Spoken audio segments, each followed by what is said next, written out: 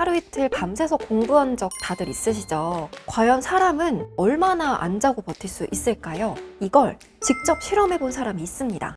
1964년 미국의 고등학생 랜디 가드너는 과학 실험의 프로젝트를 준비 중이었어요. 평소에 잠을 얼마나 안 잘 수 있는지 궁금했던 랜디는 무수면 프로젝트를 시작했는데요. 실험을 하는 동안에 졸음이 깨는 약이나 커피는 하나도 먹지 않았고요. 만약에 졸리면 운동을 하거나 TV를 보는 방법으로 버텼다고 해요. 여러분, 절대 따라하시면 안 돼요.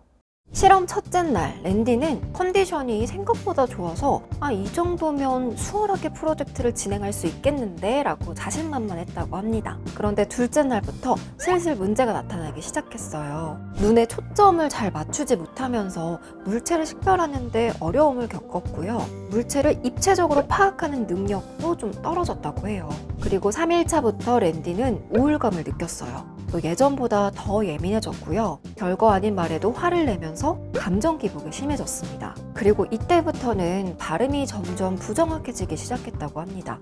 여기까지는 그렇게 심각한 증상은 아니죠. 랜디의 이상 행동은 4일차 때 더 심해졌습니다. 표지판을 보고 내 친구라고 생각해서 반갑게 인사를 하기도 했고요. 집에 돌아온 뒤에는 자신이 유명한 미식축구 선수라는 망상에 사로잡혔고 주변에서 이를 부인하면 분노 조절이 되지 않았다고 합니다. 성격이 점점 이상해지죠.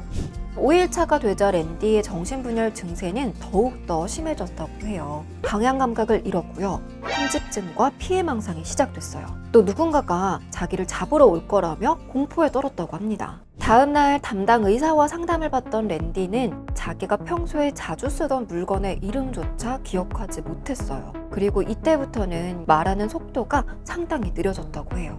7일차와 8일차에 랜디는 운동 기능을 잃었고요. 발음도 제대로 하지 못하는 지경에 이르렀어요. 그리고 다음날 랜디는 자기가 어떤 말을 해도 그 말의 끝맺음을 하지 못했다고 합니다. 정말 많이 심각해지고 있는 상황이죠. 실험 11일차에 어머니와 상담실로 향한 랜디는 누군가 자신을 음모에 빠뜨렸다는 말을 하면서 피해망상 증상이 더욱더 심각해지기 시작했습니다. 11일차에는 표정의 변화가 없어졌고요. 감정이 없는 인형에 가까웠어요. 기억력도 심하게 감퇴돼서 다른 사람들과의 대화도 불가능했고요. 자기가 뭘 하고 있었는지 기억을 못하기 시작했어요. 뇌를 사포로 긁는 듯한 기분이 든다면서 몹시 괴로워했다고 합니다.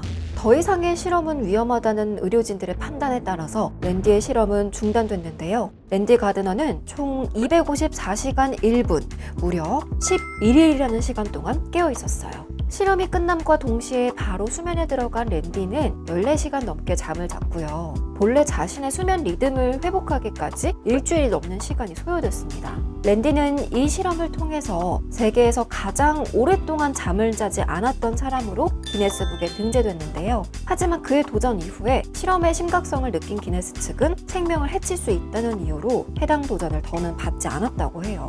훗날 어떻게 이렇게 오랫동안 안 자고 버텼냐라는 질문에 랜디는 당시에는 수면 부족으로 아무것도 생각이 나지 않는다 라고 답했습니다. 인지장애 증상이 나타난 거죠.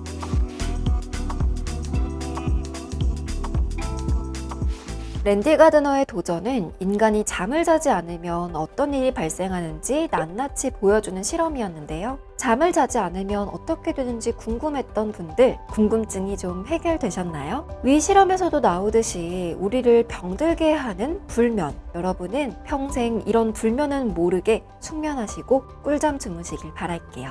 오늘 내용이 도움이 되셨다면 구독과 좋아요 부탁드립니다. 당신의 휴식이 시작되는 시간, 라이더 클락이었습니다.